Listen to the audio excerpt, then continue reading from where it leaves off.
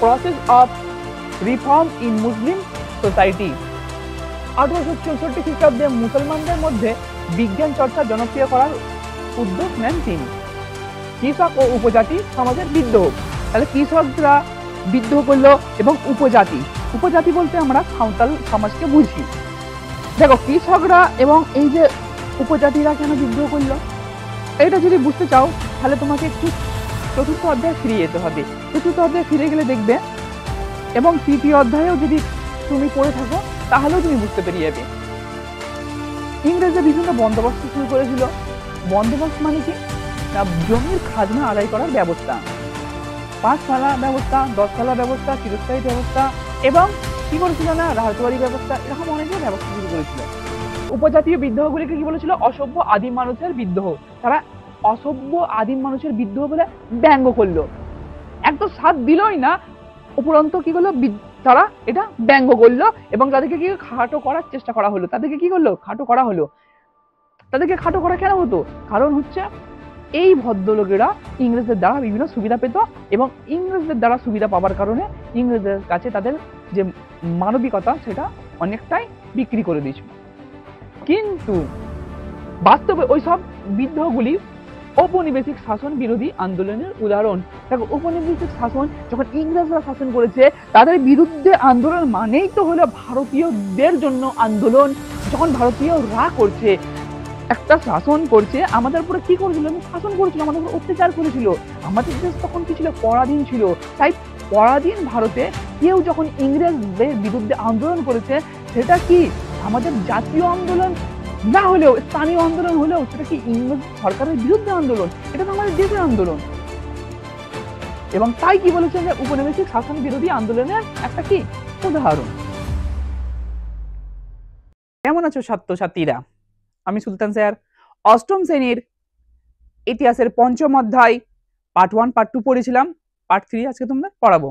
পঞ্চম অধ্যায়ে কি আছে না উপনিবেশিক শাসনের প্রতিক্রিয়া, সহযোগিতা ও বিদ্রোহ। পার্ট 1 এবং পার্ট 2 এতে তোমরা দেখেছিলে যে আমাদের ভারতের বিভিন্ন কি সংস্কারগুলো যেগুলো ছিল কি সমাজের বিভিন্ন কুসংস্কার, সে সমস্ত কুসংস্কার থেকে যাতে মানুষ বাইরে আসতে পারে সেই সমস্ত সংস্কারগুলো। তাতে কি ছিল? হিন্দু ধর্মের বিভিন্ন সংস্কার ছিল, যেমন হচ্ছে যে শিশুকন্যাকে গঙ্গার কি করা হতো না বিসর্জন দেওয়া হতো। সেই গঙ্গায় বিসর্জন দেওয়া সেটা বন্ধ করিয়েছিল কে? ইংরেজ সরকার। এবং তারপরেও আমাদের ভারতের শিক্ষিত সমাজ যারা ইংরেজদের শিক্ষা দ্বারা শিক্ষিত হয়েছিল তারা কি করেছিল? বিভিন্ন সংস্কার করেছিল। তার মধ্যে বাল্য বিবাহ রোধ করা থেকে শুরু করে সতীদাহ প্রথাহ বন্ধ করা এবং যাতে নারীরা শিক্ষা অর্জন করে সেই সমস্ত ব্যবস্থা গ্রহণ করেছিল। সাথে সাথে কি হয়েছিল না সাথে সাথে মুসলিমদেরও কিছু সংস্কার হয়েছিল। সেই মুসলিম সংস্কার আজকে দেখে নেব। প্রত্যেক দিনের মতোই তোমাদের যে বইটা আছে অতীত ঐতিহ্য অষ্টম শ্রেণীর সেটা তোমরা দেখতে পাবে এবং এখানে এই যে পঞ্চম অধ্যায় আজকে আমি যেখান থেকে পড়াবো তোমরা অষ্টম শ্রেণীর পশ্চিমবাংলা বোর্ডে যারা পড়ো তারা তাদের বইটা খুললে বুক পেজ নাম্বার কত না 83 তো ওখানে তোমরা এই কন্টেন্টটা পেয়ে যাবে। দেখো মুসলিম সমাজের সংস্কার প্রক্রিয়া আলিগড় আন্দোলন। তাহলে ইংলিশে কি বলে? ইংলিশে বলা হচ্ছে Aligarh movement, the process of reform in Muslim society. তাহলে মুসলমান সাম্রাজ্যের যে আলিগড় আন্দোলন, সেই আলিগড় আন্দোলনটা কি? আলিগড় আন্দোলনটা হচ্ছে মুসলিম সমাজে যে প্রাচ্য এবং পাশ্চাত্য শিক্ষা আছে। প্রাচ্যর শিক্ষা বলতে আগে আমি একটু বলে নিই। প্রাচ্যর শিক্ষা হচ্ছে যে আমাদের ভারতে যে শিক্ষা দেওয়া হতো ভারতের কন্টিনেন্টে, যেমন তখন তো ভারত মানে কি ভারত পাকিস্তান বাংলাদেশ এটা ছিল, আশেপাশে যে শিক্ষা দেওয়া হতো সেটা। সাথে সাথে যে মুঘল সাম্রাজ্য এখানে ছিল সেই মুঘল সাম্রাজ্যের শিক্ষা দেওয়া হতো, সেই শিক্ষাগুলোকে প্রাচ্যের শিক্ষা বলা হয়। এবং ইউরোপের যে শিক্ষাগুলো আছে তারা পাশ্চাত্য শিক্ষা বলা হয়। পাশ্চাত্য শিক্ষার মধ্যে ইংরাজি একটা ভাষা গুরুত্বপূর্ণ ভূমিকা পালন করত। তো পাশ্চাত্যের শিক্ষা গ্রহণ মুসলিমরা করতে চাইতো না এবং তারা এই শিক্ষাকে প্রথম দিয়ে ভালো নজরে দেখেনি। তারা বলেছিল যে এই শিক্ষার মধ্যে কি কিছু খারাপ লুকিয়ে আছে। পাশ্চাত্য শিক্ষা কি না, সেই সময়ে ইউরোপে বিভিন্ন আবিষ্কার হচ্ছিল, বিজ্ঞানীদের বিভিন্ন গবেষণা হচ্ছিল, সেই সমস্ত গবেষণা সম্পর্কে জানা, অথবা সেই সময় কি উপনিবেশিক সরকার 1800 শতকে যদি তুমি দেখো কি ছিল না, ব্রিটিশরাই ভারতকে শাসন করতো। তো ব্রিটিশদের দ্বারাই শিক্ষা নিয়ন্ত্রণ হতো। তো শিক্ষার নিয়ম কি করেছিল, শিক্ষার নিয়মে কি ছিল, ইংরেজিকে বাধ্যতামূলক করে তুলেছিল। তারা তাদের যে শিক্ষার একটা ব্যবস্থা করেছিল, তাতে ইংরেজি ভাষা যারা জানবে তারা পাবে চাকরি, তাদের দপ্তরে কি পাবে, চাকরি। এছাড়াও মাতৃভাষা ছিল শিক্ষা অর্জনের জন্য যথেষ্ট ভাবে প্রচলন ছিল, বহু স্কুলে ছিল, কিন্তু তাদের মূল উদ্দেশ্য ছিল ইংরাজি শিক্ষা অর্জন করা এবং তাদের দ্বারা গড়া যে সিলেবাস, সেই সিলেবাসের দ্বারা শিক্ষা অর্জন করা। তো মুসলিম সমাজ যে সেই সময় প্রধান ভূমিকা কে গ্রহণ করতো, প্রধান ভূমিকা করতে হচ্ছে মৌলানারা। তো তারা আরবি এবং মাতৃভাষায় এই দুটোতেই থাকতো, যে আরবির বাইরে গিয়েও যে কিছু শিক্ষা অর্জন করবে সেটাই তারা পক্ষপাতিত্ব করতো না, এটা তারা বিরোধিতা করতো। তাই মুসলিম সমাজ ইংরাজি শিক্ষা থেকে এবং এই যে ইউরোপীয় পাশ্চাত্য শিক্ষা এ থেকে কি দূরে ছিল। তো এই শিক্ষার প্রয়োজনীয়তা ভেবে কি হলো না, বিভিন্ন সোসাইটি গঠন হলো এবং আন্দোলন হলো। তো সেটাই হচ্ছে এই যে মুভমেন্ট। তো একটু আমি বলে দিচ্ছি ডিটেলসে। সেটা হলো যে 19 শতকের দ্বিতীয় ভাগে, দেখো 19 শতক মানে হচ্ছে 1800 শতকের মাঝখানে, যখন আজকের দিনে যদি 2025 আমরা কি বলবো, এটাকে 21 শতক বলবো। মুসলমান সমাজেও বিভিন্ন সংস্কার প্রক্রিয়া শুরু হয়েছিল। তা 1800, দেখো আমি বলেইছি আগে না, 1863 খ্রিস্টাব্দে কলকাতা কি হয়েছিল না, মহামেডান লিটারারি সোসাইটি প্রতিষ্ঠা তারই প্রমাণ। তাহলে 1863 খ্রিস্টাব্দে কি হলো না, মহামেডান লিটারারি যে সোসাইটি সেটা প্রতিষ্ঠিত হলো। তাহলে এর প্রতিষ্ঠার মূল লক্ষ্য ছিল কি, মূল লক্ষ্য ছিল মুসলিম সমাজকে আধুনিক শিক্ষা শিক্ষিত করা। ঠিক আছে, এর প্রধান ভূমিকা কি গ্রহণ করেছিল না, মুসলমান সংস্কারকদের মধ্যে অনেকগুলো সংস্কারক ছিল, তার মধ্যে প্রধান ভূমিকা বহন করেছিল হচ্ছে স্যার সৈয়দ আহমদ খান। ইনি হলেন স্যার সৈয়দ আহমেদ খান। চাকরির সুবাদে উপনিবেশিক প্রশাসনের সঙ্গে যুক্ত ছিলেন স্যার সৈয়দ আহমেদ খান। চাকরির সুবাদে মানে উনি তাহলে কি ছিল না, উনি ছিল যে ইংরেজদের যে শিক্ষা ব্যবস্থা ছিল সেই শিক্ষা ব্যবস্থার দ্বারা শিক্ষিত একজন ব্যক্তি এবং চাকরির জন্য ইংরেজদের সঙ্গে কি ছিল, সম্পর্ক ছিল। ফলে মুসলমান সমাজেও ইংরেজি শিক্ষা বিস্তারের প্রয়োজনীয়তা বিষয়ে তার বাস্তব অভিজ্ঞতা ছিল। তাহলে তিনি দেখলো যে প্রশাসন এখন নিয়ন্ত্রণ হচ্ছে কার দ্বারা না, ওই ইংলিশ শিক্ষা দ্বারা, কারণ তখন ইংরেজরা শাসন করছে। তাই যদি আমি আইনগতভাবে আমার অধিকার পেতে চাই, অথবা যদি আমি কোনো কিছু শিখতে চাই বা কোনো দপ্তরে আমার বিষয় আমি বুঝতে চাই বা দপ্তরে আমি চাকরি পেতে চাই, সেক্ষেত্রে ইংরাজি শিক্ষার দরকার আছে। তাই উনি বললেন যে মুসলিম সমাজকেও ইংরাজি শিক্ষায় শিক্ষিত হতে হবে।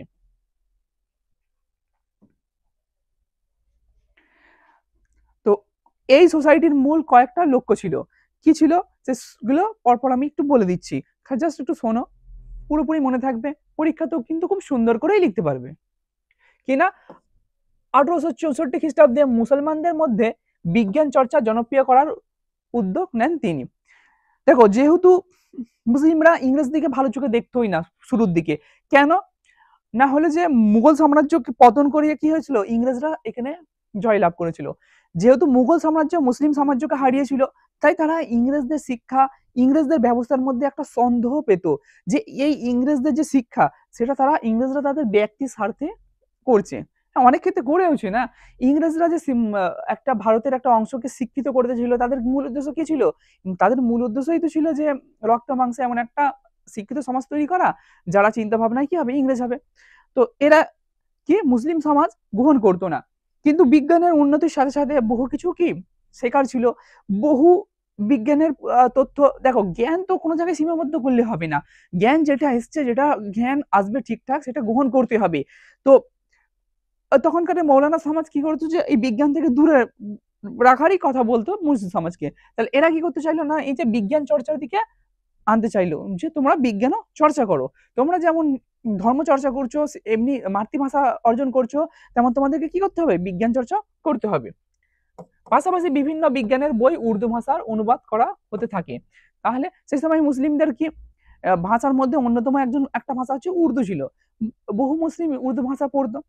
তো উর্দু তো কি করতে চাইলো না, সোসাইটি কি করতে চাইলো না, যে বিজ্ঞান বইগুলো ইংরেজিতে লেখা বা অন্য ভাষাতে লেখা সেগুলোকে অনুবাদ করলো উর্দুতে, যাতে একটা মুসলিম সমাজ এই বইগুলোকে পড়ে এবং বিজ্ঞানের দ্বারা নিজেরা সুবিধা অর্জন করতে পারে।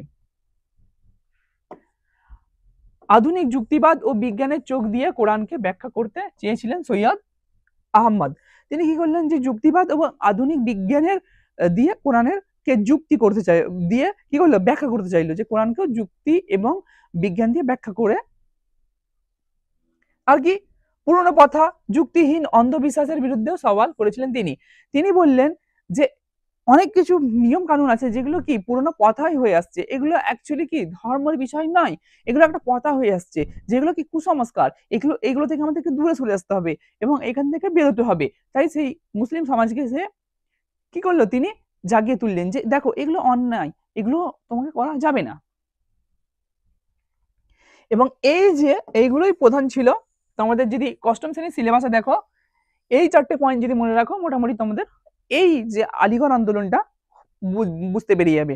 তাহলে প্রথম থেকে বুঝতে পারলে কেন হয়েছিল না, মুসলিম সমাজকে কি করা, বিজ্ঞানের দিকে মুখী করা, ইংরাজি শিক্ষায় যাতে শিক্ষিত হয় সেই দিকে করা, যে সেই সময় পাশ্চাত্য শিক্ষা ছিল সেই শিক্ষায় যাতে শিক্ষিত হতে পারে। যে প্রাচ্য শিক্ষা বলতে সেই সময় ভারতে যে শিক্ষা অর্জন হতো, যেমন হচ্ছে সংস্কৃত ভাষার মাধ্যমে হিন্দু কলেজ পরিচালনা হতো, তাছাড়া মুসলিমদের যে মাদ্রাসা পরিচালনা হতো, এছাড়াও সেই সমস্ত যে সমস্ত শিক্ষা ব্যবস্থা ছিল সেইগুলো ছাড়াও যে ইংরেজরা যে শিক্ষা ব্যবস্থা করেছিল, যেখানে ইংরাজি ছিল, যেখানে বিজ্ঞান ছিল, যেখানে বিভিন্ন তর্ক বিতর্ক সভা, তো সেখানে কি ছিল না, সেই সমস্ত শিক্ষার দিকে যাতে মুসলিমরাও আসে সেটা করেছিল। এগুলো ছিল সাথে এই যে পুরো ব্যবস্থাটা করলো, এর দ্বারা কি পুরো মুসলিম সমাজ উপকৃত হয়েছিল বা সবাই গ্রহণ করেছিল না, তার সংস্কার সীমিত ছিল, প্রধানত শিক্ষিত মধ্যবিত্ত মুসলমানদের মধ্যেই প্রভাব বিস্তার করে। তাহলে এই যে স্যার সৈয়দ আহমেদ খান উনি কি করলো, এই যে সংস্কারগুলো করলো, প্রধান ভূমিকা তো উনি গ্রহণ করেছিলেন। তো এই সংস্কারের মধ্যে শুধু মধ্যবিত্ত কিছু সংখ্যক মুসলমান তারা এই যে আলিগড় মুভমেন্ট এর দ্বারা উপকৃত হয়েছিল, একটা বড় অংশ কিন্তু এগুলোকে গ্রহণ করেনি। এরপরে আমরা দেখে নেব কৃষক ও উপজাতি সমাজের বিদ্রোহ। তাহলে কৃষকরা বিদ্রোহ করলো এবং উপজাতি বলতে আমরা সাঁওতাল সমাজকে বুঝি। দেখো কৃষকরা এবং এই যে উপজাতিরা কেন বিদ্রোহ করলো, এটা যদি বুঝতে চাও তাহলে তোমাকে একটু চতুর্থ অধ্যায়ে ফিরে যেতে হবে। চতুর্থ অধ্যায়ে ফিরে গেলে দেখবে, এবং তৃতীয় অধ্যায়েও যদি তুমি পড়ে থাকো তাহলেও তুমি বুঝতে পেরে যাবে। ইংরেজদের বিভিন্ন বন্দোবস্ত শুরু করেছিল। বন্দোবস্ত মানে কি না, জমির খাজনা আদায় করার ব্যবস্থা, 5 সালা ব্যবস্থা, 10 সালা ব্যবস্থা, চিরস্থায়ী ব্যবস্থা, এবং কি করেছিল না রায়তবাড়ি ব্যবস্থা, এরকম অনেকগুলো ব্যবস্থা শুরু করেছিল। তো এই ব্যবস্থাগুলোকে পুরো পুরো যে বাংলার কৃষক সমাজ অথবা ইংরেজরা যে পুরো ভারতে যেখানে যেখানে শাসন করতো, দক্ষিণ ভারত থেকে শুরু করে সমস্ত জায়গায় পুরো ভারতে কি করলো, বিভিন্ন ব্যবস্থা শুরু করলো। তো অবভিয়াসলি কি এই যে উপজাতিরা এরা কোথায় থাকে না, জঙ্গলে থাকে। কোথায় না, পুরো ঘন জঙ্গল যেখানে বনভূমি তার ভিতরে থাকে। তো সেহেতু তারা তো এই সমস্ত যে বন্দোবস্ত তার আওতায় না আসাই উচিত ছিল, কিন্তু তারাও এই আওতায় এসে গেল এবং তারা এই অত্যাচারের বিরুদ্ধে সংগ্রাম করলো। পুরোপুরি বোঝার জন্য ভিডিওতে থাকো, আমি বলে দিচ্ছি। দেখো 1800 শতকের শেষে এবং 19 শতকের শুরুর দিকে ব্রিটিশ কোম্পানি প্রশাসন ভূমি রাজস্ব আদায়ের ক্ষেত্রে নানা রকম কি রদবদল করেছিল। সেই পরিবর্তনগুলি সরাসরি প্রভাব কৃষক ও উপজাতি সমাজের উপর পড়েছিল। তাহলে কৃষকের উপর তো পড়লই এই যে সমস্ত ব্যবস্থা, সাথে সাথে কি হলো না, সাথে সাথে যারা উপজাতি ছিল তাদের উপরেও এর প্রভাব পড়ে গেল। তার ফলে 18 শতকের শেষ থেকে এই ভারতীয় উপমহাদেশের বিভিন্ন অংশে কৃষক ও উপজাতি মানুষের উপনিবেশিক প্রশাসনের বিরুদ্ধে কি বিদ্রোহ করলো। যখন এই সমস্ত ব্যবস্থা তাদের উপরে মাথার বোঝা হয়ে গেল, তারা সেটা আর বহন করতে পারলো না, তখন তারা কি করলো, বিদ্রোহ ঘোষণা করলো। পাশাপাশি কৃষক উপজাতি সম্প্রদায়ের মানুষরা একজোট হয়ে স্থানীয়, দেখো কৃষকরা যারা চাষ করে সে সমস্ত কৃষক কোথাকার কৃষক না, যারা হচ্ছে যে এই ঘন যে বন সেখানে থাকা উপজাতি তাদের সঙ্গে পাশাপাশি যে কৃষক ছিল তারা একজোট হয়ে কি করলো না, স্থানীয় জমিদার ও মহাজনদের বিরুদ্ধে আন্দোলনে সামিল হয়েছিল। দেখো জমিদার হচ্ছে যে ইংরেজদের কাছ থেকে কি করে, ইংরেজদের কাছ থেকে একটা বন্দোবস্তের ব্যবস্থা নেয়, যেমন চিরস্থায়ী বন্দোবস্ত থেকে শুরু করে সেই ব্যবস্থার মাধ্যমে কি করে না, কৃষক যারা আছে তাদের কাছ থেকে কি করে না রাজস্ব আদায় করে, এবং রাজস্ব আদায় করে ইংরেজদিকে আবার তারা সেই টাকা দেয় এবং কিছুটা অংশ টাকা তারা নিজেরা পায়। সেরকমই এখানে মহাজন কারা, মহাজন হলো এরা যারা ধার দিত, বিভিন্ন টাকা ধার দিত। ধার কেমন দিত না, যারা হচ্ছে যে কি ধার নিত, ধরো আমার অসুবিধা হয়েছে আমি যেমন এক টাকা ধার নিই, যেমন কিছু টাকা ধার নিত, তো যারা ধার দিত তারা হলো মহাজন। এরা কি করতো না, সাধারণ যারা কৃষক, গরিব কৃষক অথবা যারা হচ্ছে যে উপজাতি, তাদেরকে একটা অংশ টাকা ধার দিত, লিখে রাখতো অন্য অংশ, কারণ তারা খুব একটা পড়ালেখা জানতো না, সে কারণে তাদেরকে কি করতো, তাদেরকে মিথ্যে এবং তাদের কাছ থেকে কি অত্যন্ত হারে সুদ নিত এবং বিভিন্ন কৌশলে তাদেরকে ঠকাতো। যদিও ব্রিটিশ প্রশাসনের ও অনেক ভদ্রলোকের চোখে ওই আন্দোলন ও বিদ্রোহগুলি নিছক আইন শৃঙ্খলার সমস্যা বলে মনে হতো, তাহলে কি এরা কি করলো না, এই যে অত্যাচারের বিরুদ্ধে কি করলো, সংগ্রাম করলো। কেন সংগ্রাম করেছিল, যে এই বিভিন্ন ভাবে অত্যাচার করেছে। অত্যাচারটা কি ছিল না, অত্যাচারটা হলো যে এই যে তাদেরকে কি, যারা জঙ্গলে বাস করতো তারা একটা সীমিত কি করতো জীবন ব্যবস্থায় পরিচালনা করে তাদের জীবন চলতো। যারা উপজাতি ছিল অল্প স্বল্প চাষ করতো, যেমন এখনকার দেখবে সাঁওতাল যারা, তাদের কি জীবন একেবারে সাধারণভাবে জীবন কাটে। তো তাদের ওখানেও যখন বিভিন্ন ব্যবস্থা চিরস্থায়ী বন্দোবস্ত থেকে বিভিন্ন কি করলো বন্দোবস্ত করলো, তখন তাদের উপরে কি হলো, কর আদায় করতে শুরু করলো। এবং কর বলতে কি ট্যাক্স বা খাজনা, তাদের উপরে খাজনা আদায় করতে শুরু করলো এবং তাদের উপরে বিভিন্নভাবে অত্যাচার করতে শুরু করলো। তারা এই অত্যাচারের বিরুদ্ধে কি করলো, আন্দোলন করলো। কিন্তু এই যে ভদ্রলোক, কি ভদ্রলোক, এবং ভদ্রলোক কাদেরকে বলা হতো, ভদ্রলোক তাদেরকে বলা হতো যখন ঔপনিবেশিক শাসনকালে, মানে যখন ব্রিটিশরা ভারতকে শাসন করতো, তখন যে মধ্যবিত্ত হিন্দু ছিল যারা ইংরেজদের শিক্ষায় শিক্ষিত হয়েছিল, সে তাদেরকে বলা হতো ভদ্রলোক। তাদের ভদ্রলোকের চোখে কি হয়েছিল, মনে হয়নি এটা আন্দোলন বলে মনে হয়নি, যে আমাদের ভাইয়েরা আন্দোলন করছে, কারা না হচ্ছে যারা উপজাতি, যারা জঙ্গলে বাস করে, যাদের কাছে বিভিন্ন সুবিধা নেই, তারা ব্রিটিশদের বিরুদ্ধে কি আন্দোলন করে তুললো, সেটা তাদের মনে হয়নি। তাদের মনে হয়েছে কি এটা একটা আইন শৃঙ্খলার সমস্যা। শুধু এইটুকু নয়, তারা আরো বলেছিল কি, তারা উপজাতীয় বিদ্রোহগুলিকে কি বলেছিল, অসভ্য আদিম মানুষের বিদ্রোহ। তারা অসভ্য আদিম মানুষের বিদ্রোহ বলে ব্যঙ্গ করলো, একদম সাথ দিলই না, উপরন্ত কি করলো, তারা এটা ব্যঙ্গ করলো এবং তাদেরকে কি খাটো করার চেষ্টা করা হলো। তাদেরকে কি করলো, খাটো করা হলো। তাদেরকে খাটো করা কেন হতো, কারণ হচ্ছে এই ভদ্রলোকেরা ইংরেজদের দ্বারা বিভিন্ন সুবিধা পেত এবং ইংরেজদের দ্বারা সুবিধা পাওয়ার কারণে ইংরেজদের কাছে তাদের যে মানবিকতা সেটা অনেকটাই বিক্রি করে দিয়েছিল।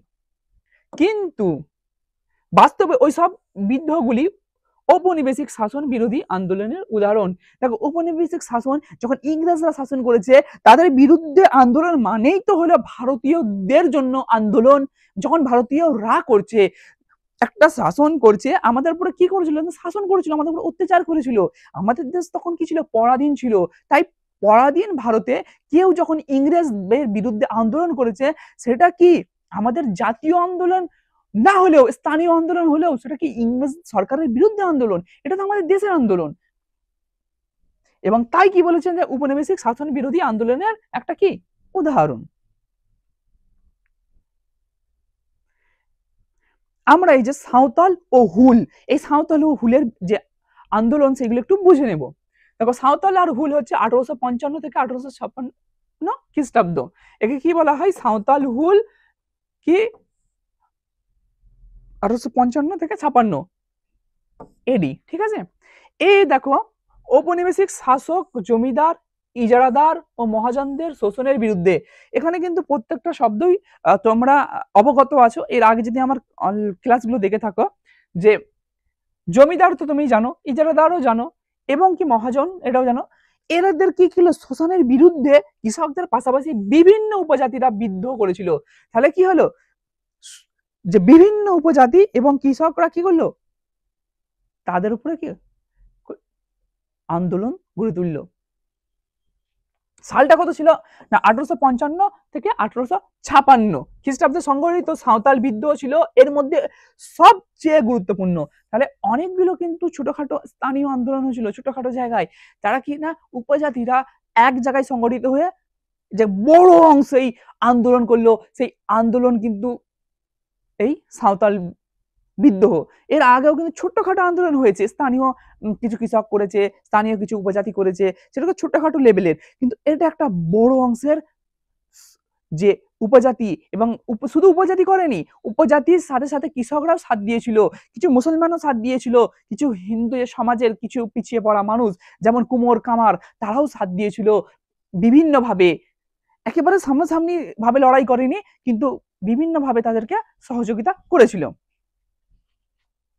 সাঁওতালদের এলাকায় জমিদার বহিরাগত মহাজন, দেখো সাঁওতালদের এলাকায় যারা জমিদার ছিল, সাঁওতালরা কি করেছিল, আজও যদি তুমি দেখো সাঁওতালরা কোথায় বাস করে, নগরে, গ্রামে না, একেবারে জঙ্গলের প্রান্তে। তো তারা জঙ্গলের এক প্রান্তে বাস করে। এখানে এক্সপার্ট মানে কি করে, ইংরেজরা কতটাই খারাপ ছিল, এখানে তো আমরা কি করে এক্সপেক্ট করতেই পারি না যে একটা জঙ্গলের ভিতরেও সেগুলো বন্দোবস্ত হয়ে যাবে, যে তোমাদেরকেও কি দিতে হবে, খাজনা দিতে হবে। এবং খাজনার আদায় শুধুমাত্র খাজনা আদায় নয়, সাথে সাথে কি ছিল না, এই যে বহিরাগত মহাজন যাদেরকে বলা হতো কি দিকু, দিকু, এই দিকুরা সেখানে গেল, গিয়ে কি করলো না, কি করতে গিয়েছিল না, বিভিন্ন তারা কি ব্যবসার করতে বা সেখানে তাদের কি মুনাফা অর্জনের জন্য গিয়েছিল, গিয়ে সেখানে নারীদের উপরে অত্যাচার করত, তারা বিভিন্ন ভাবে সাঁওতালদেরকে ঠকাতো। এবং এই অত্যাচারের বিরুদ্ধে সাঁওতালরা একভাবে সংগঠিত হয়ে তারা একটা আন্দোলন তৈরি করলো, তা হলো সাঁওতাল বিদ্রোহ। সালটা কি ছিল, সালটা ছিল 1855 থেকে 1856 খ্রিস্টাব্দ।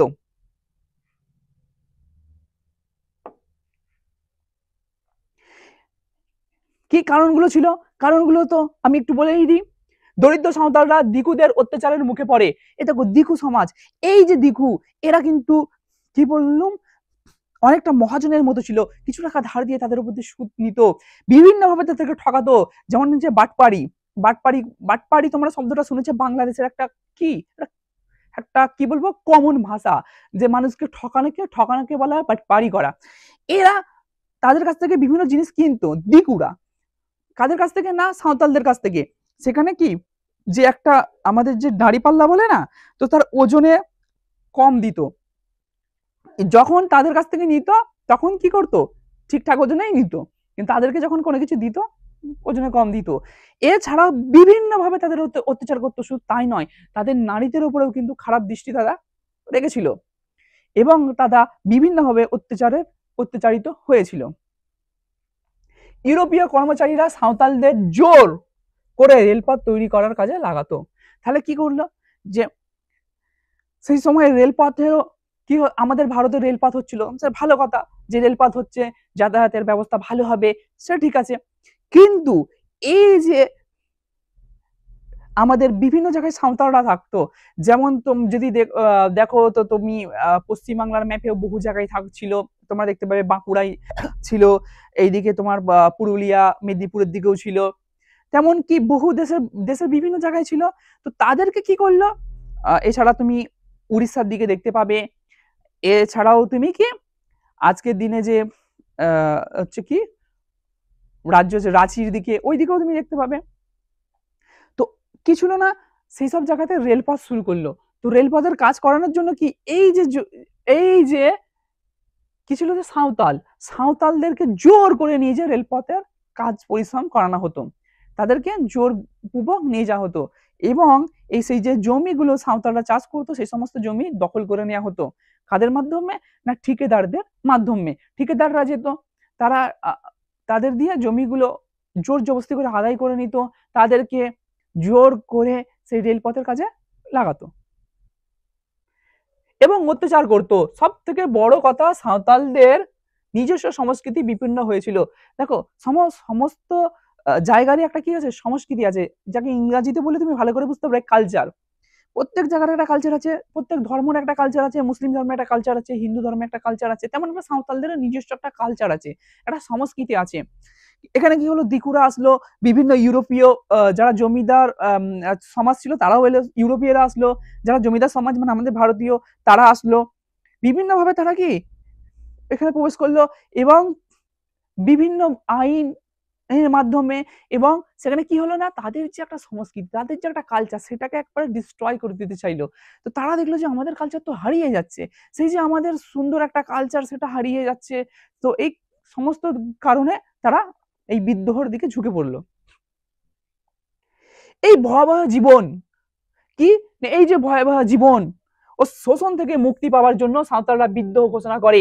তাহলে এই যে একটা ভয়ানক জীবন, যেখানে জোর করে তাদেরকে রেলপথে কাজ করানো হচ্ছে, তাদের কাছ থেকে কি করানো হচ্ছে না, তাদের কাছ থেকে বন্দোবস্তের টাকা নেওয়া হচ্ছে, জমির খাজনা আদায় করা হচ্ছে, তাদের নারীদের উপরে অত্যাচার করা হচ্ছে। এই যে একটা ভয়ানক একটা জীবন, এই জীবন থেকে মুক্তি পেতে হবে, তাই তারা কি করলো না, বিদ্রোহ ঘোষণা করে দিল, এবং এই যে শোষণ, এই শোষণের বিরুদ্ধে তারা সংগ্রাম করলো। প্রথম দিকে সাঁওতালরা মহাজন, জমিদার এবং ব্যবসায়ীদের বাড়ি কুটি আক্রমণ করতে শুরু করলো। প্রথম দিকে কি করলো না, বললো প্রথম দিকে তারা কি করলো, গেল জমিদারদের বাড়িতে, সবাই সংগঠিত হলো, তারা অস্ত্র বলতে তখন কি তীর ধনুক, এই তীর ধনুক এসব নিয়ে তারা কি করলো না, গেল মহাজনদের বাড়িতে, মহাজনদের বাড়ি আক্রমণ করলো, তারা গেল জমিদারদের বাড়িতে, জমিদারদের বাড়ি আক্রমণ করলো, তারা গেল ব্যবসায়ীদের বাড়িতে, তারা ব্যবসায়ীদের বাড়ি কুঠির গুলোকে আক্রমণ করলো, এবং পরে এই সাঁওতাল তাদের বিদ্রোহ হুল সংগঠিত হলো। ঠিক আছে, তারা আস্তে আস্তে কি করলো, এই সংগঠনকে একটা হুল স্থাপন করলো। বুঝতে পারলে তোমরা? চলো আগে। সেক্ষেত্রে সবচেয়ে উল্লেখযোগ্য ভূমিকা নিয়েছিল সিধু কানহু, চাঁদ ও ভৈরব। তাহলে এদের মধ্যে প্রধান ভূমিকা দেখো, প্রত্যেকটা আন্দোলন সংগ্রাম করতে গেলে কি লিডার চাই, লিডার ছাড়া এত বড় একটা অংশকে সামলাবে কে? তো লিডারের মধ্যে অন্যতম লিডার কে হলো, সিধু হলো, কানহু হলো, চাঁদ হলো, ভৈরব হলো, এই চারজন ছিল হচ্ছে প্রধান লিডার। ভগলপুর থেকে রাজমহল এলাকার বিদ্রোহ শুরু ছড়িয়ে পড়েছিল। তাহলে এই ভগলপুর থেকে কি হলো, রাজমহল পর্যন্ত বিদ্রোহ হু হু করে ছড়িয়ে পড়লো। কি অবস্থা, নিয়ন্ত্রণে আনার জন্য ব্রিটিশ প্রশাসন নির্মম ভাবে সাঁওতালদের আক্রমণ করে। এই যে আন্দোলন, এই আন্দোলনকে বলতে থামাতেই হবে। ইংরেজ সরকার দেখলো নির্মম ভাবে বন্দুক নিয়ে তারা একের পর এক নারী পুরুষ যে সমস্ত সাঁওতালরা ছিল, যারা আন্দোলন করছিল, তাদেরকে মেরেছে, এবং শুধু গুলি করে মারেনি, নির্মম ভাবে তাদের উপরে অত্যাচার করা হয়েছে, লাঠিচার্জ করা হয়েছে, তাদেরকে অত্যন্ত নিষ্ঠুর ভাবে তাদেরকে মারা হয়েছে।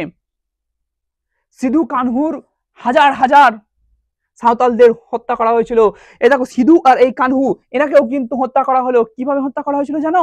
সিধু এবং কানহুকে ধরে গাছেতে পুরো জনগণের সামনে ফাঁসিতে দিয়ে ঝুলিয়ে দিয়েছিল, কারণ যাতে সবাই দেখে যে ইংরেজদের বিরুদ্ধে আন্দোলন করলে কত ভয়ানক একটা শাস্তি দেওয়া হয়, সেই শাস্তি যাতে সবার চোখে গোচর হয়, তাই গাছে ঝুলিয়ে, ফাঁসিতে ঝুলিয়ে সবার সামনে তাদের দুজনকে মারা হয়েছিল, লিডারকে।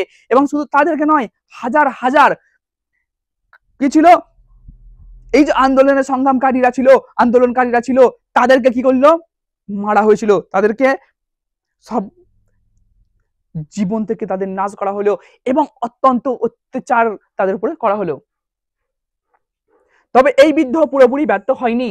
দেখো, যখন হাজার হাজার এই যে সংগ্রামী কি না সাঁওতালদেরকে মারা হলো, কারণ মারা হলো কেন? সাঁওতালরা কি দিয়ে যুদ্ধ করতে গেছিল? তাদের কাছে তো তেমন উন্নত কিছু অস্ত্রশস্ত্র ছিল না, তাদের কাছে ছিল তীর ধনুক, তারপরে দেখবে সেই একটা বল্লম বলে এরকম সেই বড় মতো থাকে, ওই সব নিয়ে করতে গিয়েছিল। আর সামনে বিপক্ষে কারা ছিল? ইংরেজ। তাদের কাছে উন্নত ছিল কি বন্দুক, কামান, তোপ যেগুলো বলে, সেই সব ছিল। তো একটা করে কামান ফেললেই কত মানুষ মারা যাচ্ছে, এলোপাথারি গুলি করেছে বন্দুকের গুলির সামনে, আর এই আধুনিক যে অস্ত্রশস্ত্রের সামনে, কামানের সামনে এদের কি ক্ষমতা কম পড়ে গেল এবং এই সমস্ত তীর ধনুক নিয়ে তারা লড়াই করতে ব্যর্থ হলো, তারা হেরে গেল। তাদেরকে হাজার হাজার যে সাঁওতাল ছিল তাদেরকে মেরে ফেলা হলো, সাথে সাথে সিন্ধু কানহু এই যে নেতাগুলো ছিল তাদেরকে কি লিডার, এই লিডার গুলোকে একেবারে গাছে সবার সামনে ঝুলিয়ে মারা হলো। কিন্তু এই আন্দোলনে তো সাঁওতালরা হেরে গেল। তাহলে কি এই যে আন্দোলনে হেরে যাওয়াটা কি ব্যর্থতা ছিল? না, কোনোদিন ব্যর্থতা নেই। দেখো, যদি কোনো মানুষের উপরে অন্যায় হয়, অত্যাচার হয়, তাকে কিন্তু তার অন্যায় অত্যাচারের বিরুদ্ধে সংগ্রাম করতে হবে। তাকে কি করতে হবে না, অন্যায়ের বিরুদ্ধে আওয়াজ তুলতে হবে। কারণ যদি অন্যায়ের বিরুদ্ধে আওয়াজ না তুলে তো সামনের জন তো তাকে কমজোরি ভাববে, তার জন্য চিন্তা করবে না। সে যখন আওয়াজ তুলেছিল, সংগ্রাম করেছিল, তখন ইংরেজরা বুঝলো, কি বুঝলো না, ব্রিটিশ প্রশাসন উপজাতিদের স্বার্থ ও সুরক্ষার ব্যাপারে কিছুটা সচেতন হয়েছিল। তাহলে কিছুটা কি হলো, সচেতন হলো যে এইভাবে অত্যাচারীদের উপরে করা যাবে না, এইভাবে অত্যাচার করলে কিন্তু আবার একটা বড় সংগ্রাম হয়ে যেতে পারে। তাই তারা কি হলো, কিছুটা সচেতন হলো। সাঁওতালদের জন্য গড়ে তোলা হয়েছিল সাঁওতাল পরগনা। কি তৈরি করা হলো না, সাঁওতাল পরগনা তৈরি করা হলো।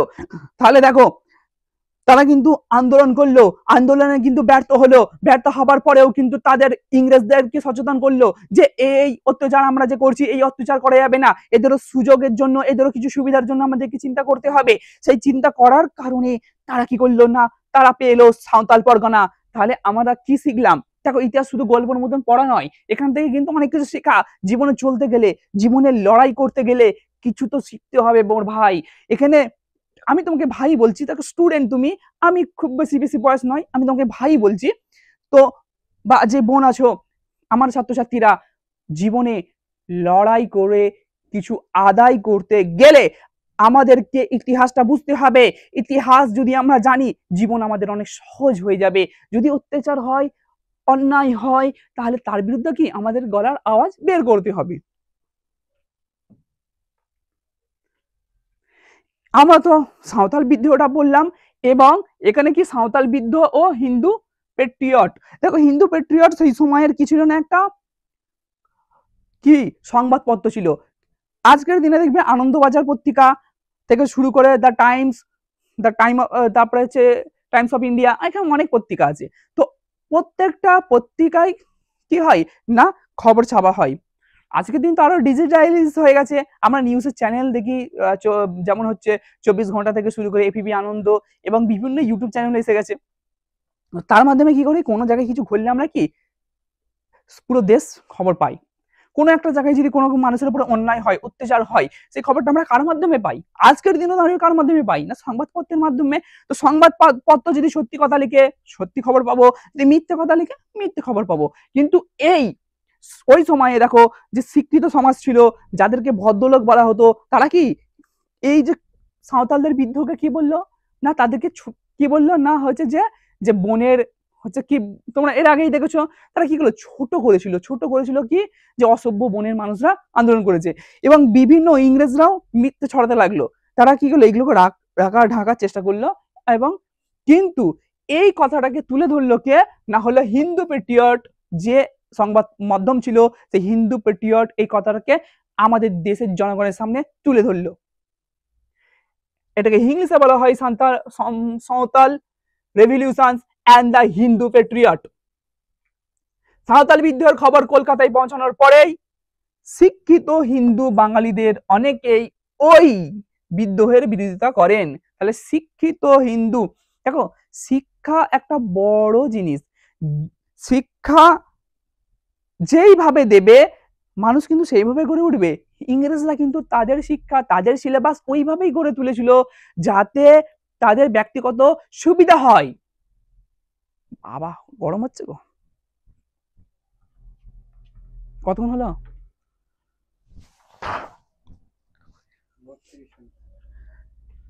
এসিটা চালাই একটু।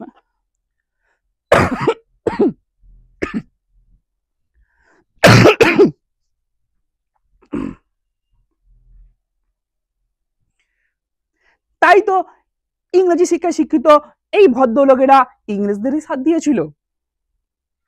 সাঁওতালদের বিরুদ্ধে ব্রিটিশ প্রশাসনের দমন পীড়নের বিরোধিতাও তারা করেনি। এই যে সাঁওতালদের বিরুদ্ধে একটা অন্যায় অত্যাচার হলো, তাদের বিরুদ্ধে যে এত অত্যাচারের পক্ষে তারা কথা বললো না, তারা কি বললো? তারা এই জিনিসটাকে ভালো চোখে দেখলো না। এই যে ইংরেজদের বিরুদ্ধে একটা আন্দোলন সংগ্রাম, এটাকে তারা ভালো চোখে দেখলো না। কিন্তু এর ব্যতিক্রম কে ছিল? এর অন্যতম ব্যতিক্রম ছিলেন হিন্দু পেট্রিয়ট সংবাদপত্রের সম্পাদক কে? হরিশচন্দ্র মুখোপাধ্যায়। এই হরিশচন্দ্র বুঝতে পেরেছিলেন যে অর্থনৈতিক শোষণই সাঁওতালদের বিদ্রোহ করতে বাধ্য করেছে। অর্থনৈতিক মানে টাকা পয়সা, যে অর্থনৈতিক শোষণ হয়েছিল, সেই অর্থনৈতিক শোষণের কারণেই সাঁওতালরা বিদ্রোহ করেছিল। এবং উনি কি লিখেছিলেন? তার পত্রিকায় হরিশচন্দ্র লিখলেন, শান্ত সৎ সাঁওতাল জাতির বিদ্রোহ করার পিছনে অনেক কারণ রয়েছে। এই যে শান্ত যারা, আজকেও দেখবে যদি সাঁওতাল সমাজ দেখো, তারা কি, তারা তো অল্প কিছু জিনিস চায়, তাদের খাদ্য, একটু বস্ত্র, আর হচ্ছে কি বাসস্থান, যেটা সেটা তারা নিজেরাই অর্জন করে, তারা কিন্তু কোনো কিছুতে ইন্টারফেয়ার করে না। এই শান্তশিষ্ট সমাজ তারা আন্দোলন বিদ্রোহ কেন করবে? উনি এই প্রশ্ন জাগিয়ে তুললো ভারতবাসীদের সামনে, বললো তারা অর্থনৈতিক শোষণে পড়েছিল, অর্থনৈতিক শোষণের জন্যই তাদেরকে এই আন্দোলন করতে হয়েছিল। শোনা গিয়েছে যে সাঁওতালদের জোর করে বেগার খাটানো হতো। এটা একটু তোমার বোঝার দরকার আছে। বেগার খাটানো মানে হলো বিনা পারিশ্রমিকে কাজ করানো। ইংরেজরা এবং জমিদার সমাজ, এছাড়াও যারা সেখানে মহাজন সমাজ ছিল, তারা কি করতো না, তাদেরকে ধার দিত বা বিভিন্ন কারণে তাদেরকে কি সেই টাকা তারা শোধ না করতে পারলে তাদেরকে নিয়ে যেয়ে বিনা পরিশ্রমে কি কাজ করাতো। কদিন চলবে এইভাবে? আমি কাজ করছি, আমি যদি আপনার কাছ থেকেও টাকা পাই, বা আপনি যদি আমার কাছ থেকে টাকা পান, তাহলে কি আমি যদি কাজ করি তো আমার একটা পরিশ্রমিক তো হবে, সেই পরিশ্রমিকের মাধ্যমে কি হবে না, সেই টাকাগুলো আস্তে আস্তে আস্তে আস্তে কি মেটানো হবে, একটা তো নিয়ম। কিন্তু না, যেহেতু আমি তোমার কাছ থেকে টাকা পাই, তুমি এসো বেগার খাটো। বেগার মানে বিনা পরিশ্রমে খাটা। এমনকি ইংরেজরা কোনো কিছু কারণ ছাড়াই বেগার খাটিয়েছে, সাঁওতাল দিকে নিয়ে যেয়ে তাদেরকে কি করেছে না, রেলপথে কাজে লাগিয়েছে, কোনো পরিশ্রমিকই দেয়নি। তো এই বেগার খাটার কথা হলো যে পারিশ্রমিক ছাড়া, যে পারিশ্রমিক, যে আমি যে পরিশ্রম করলাম তার বিনিময়ে যে আমি টাকা পাবো, সেটাকে পারিশ্রমিক বলে। তো এই পারিশ্রমিক ছাড়া খাটানোকে বলে বেগার খাটানো। তাছাড়া অতিরিক্ত খাজনা দিতে তাদের বাধ্য করা হয়েছে। তাহলে আমি আগেই বলেছি যে কি হচ্ছে, খাজনা দিয়ে হতো। হরিশ্চন্দ্র বলেন, যারা শান্তিপ্রিয় সাঁওতালেদের উপর অত্যাচার করে তাদের বিদ্রোহ করতে বাধ্য করেছে, তাদের শাস্তি হওয়া উচিত। যারা এই শান্ত শিষ্ট সাঁওতালদের বিদ্রোহ করতে বাধ্য করেছে, তাদেরকে অত্যাচার করেছে, এই সমস্ত ইংরেজদের শাস্তি হওয়া উচিত। সাঁওতালদের শাস্তি প্রাপ্য নয়। এই যে সাঁওতালদেরকে সে শাস্তি দেওয়া হচ্ছে, এই যে সিধুকে ফাঁসি দেওয়া হচ্ছে, কানহুকে ফাঁসি দেওয়া হচ্ছে, বিভিন্ন সাঁওতালকে যে মৃত্যুদণ্ড দেওয়া হচ্ছে, এইগুলো তারা প্রাপ্য নয়, কারণ তারা তাদের অধিকারের জন্য লড়াই করেছে। এর জন্য শাস্তি প্রাপ্য হলো ইংরেজ সরকার। সাঁওতালরা শুধু চায় নিজেদের জঙ্গল উপত্যকার মধ্যে স্থানীয়ভাবে জীবন যাপনের অধিকার। তারা শুধু সামান্য একটু কিছু চায়। তারা কি চায় না, আমাদের এই যে জঙ্গল, এটা ঠিকঠাক থাক, এগুলো গাছগুলো কেটে ফেলে দিয়ে এখান থেকে রেলপথ হবে, তারা এটা চায়নি, কারণ তাদের সংস্কৃতির বাইরে যায়। শুধু এটা নয়, তারা কি চেয়েছিল, শুধু একটু থাকবো, কি এই জঙ্গলে আমাদের কি না সামান্য কিছু অধিকার থাকবে, কিন্তু সেটাও ছিনিয়ে নেওয়া হয়েছিল। সেই কারণেই তারা এই সংগ্রাম করেছিল। তাদের এই জীবন যে অধিকার, সেটা তারা পেয়েছিল না। একটা সামান্য অধিকার যে স্বাধীনভাবে থাকবো, এই স্বাধীনভাবে থাকার অধিকারটা তারা পেল না। তোমরা এবার সাঁওতাল বিদ্রোহটা বুঝতেই পেরে গেছো। যদি প্রশ্ন আসে তো তোমরা অবশ্যই করতে পারবে। এবার দেখো মালাবারের মোপলা বিদ্রোহ। মোপলা বিদ্রোহ ইংলিশে বলে দ্য মালাবার রেভলিউশনস। তো এই যে এটা কখন হয়েছিল, কোথায় হয়েছিল, কেন হয়েছিল, আমি একটু তাড়াতাড়ি তোমাদেরকে বলে দিচ্ছি। দক্ষিণ ভারতের মালাবার অঞ্চলে কৃষকরা, তাহলে এই জায়গাটার নাম কি, জায়গাটার নামই হলো মালাবার। কোথায় না, দক্ষিণ ভারতে। ভারতের ম্যাপের যদি নিচের দিকটা দেখো ওটা হলো দক্ষিণ ভারত। কৃষকরা উপনিবেশিক প্রশাসনের বিরুদ্ধে আন্দোলন গড়ে তুলেছিল। এই দেখো উপনিবেশিক প্রশাসন বলতে ইংরেজ সরকারের বিরুদ্ধে কি করলো না, তারা আন্দোলন গড়ে তুললো। কারা না, কৃষক সমাজ। সেগুলির মধ্যে অন্যতম মোপলা বিদ্রোহ। মোপলাদের অনেকেই ছিলেন কৃষক, শ্রমিক, ছোট ব্যবসায়ী ও জেলে। তাহলে মোপলাদের মধ্যে কে কে ছিল, কৃষক ছিল, জেলে ছিল, শ্রমিক ছিল এবং ছোটখাটো যারা ব্যবসায়ী তারাও ছিল। ব্রিটিশরা মামলার দখল করার পর সেখানের গরিব কৃষকদের উপর রাজস্বের বোঝা ও বিভিন্ন বেআইনি কর চাপিয়ে দেওয়া হয়। তাহলে এখানেও কি হলো যে মোপলা একটা দক্ষিণ ভারতের জায়গা, সেই জায়গাটাকে যখন ব্রিটিশরা দখল করলো সেখানেও কি বিভিন্ন রাজস্ব ব্যবস্থা শুরু করে দিল এবং সেই রাজস্ব ব্যবস্থা কি করলো মাধ্যমে কি যারা কৃষক সমাজ ছিল তাদের উপরে অত্যাচার শুরু হয়ে গেল। কারণ কি যে অনেক টাকা কি এই যে রাজস্ব বোঝা তাদের উপর চাপিয়ে দেওয়া হলো, এই রাজস্ব বোঝার জন্য কি তাদের অনেক জীবনে অসুবিধা শুরু হয়ে গেল এবং কি হলো বেআইনি কর চাপিয়ে দেওয়া হলো। এছাড়াও বিভিন্ন বেআইনি কর যেগুলো আইনের মধ্যে ছিল না সেই সমস্ত বেআইনি করও কি তাদের উপরে চাপিয়ে দেওয়া হলো। পাশাপাশি জমিতে কৃষকদের অধিকার ও অস্বীকার করা হয়। এ দেখো যে যারা জমি মালিক, আমি ধরো কৃষক, আমার জমি আছে, তো আমার জমি তো আমার অধিকার, কিন্তু এটা অস্বীকার করা হলো যে তোমার জমি নয়, এটা কি ইংরেজ সরকারেরই জমি। এই যে কৃষকদের যে জমির অধিকার সেটাকে অস্বীকার করা হলো, সেই কারণে এসবের ফলে কি হলো মামলার অঞ্চলের একের পর এক বিদ্রোহ হয়েছিল।